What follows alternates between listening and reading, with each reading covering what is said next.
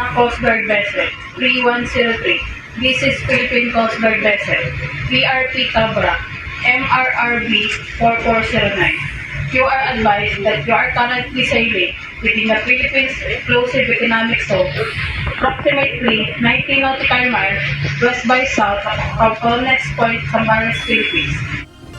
Sa ngayon ay naitaboy at nasa 80 to 90 nautical miles na itong CCG vessel 3103.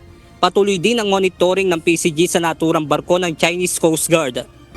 Yung presensya ng Chinese Coast Guard dyan ay illegal. Kaya palagi natin i-challenge yan. At nakita naman natin yung ginagawa ng Philippine Coast Guard. Napaka-effective, no? Pag-challenge at pag-drive away sa mga Chinese Coast Guard dyan. Away from our shorelines, no? At patuloy na gagawin natin yan.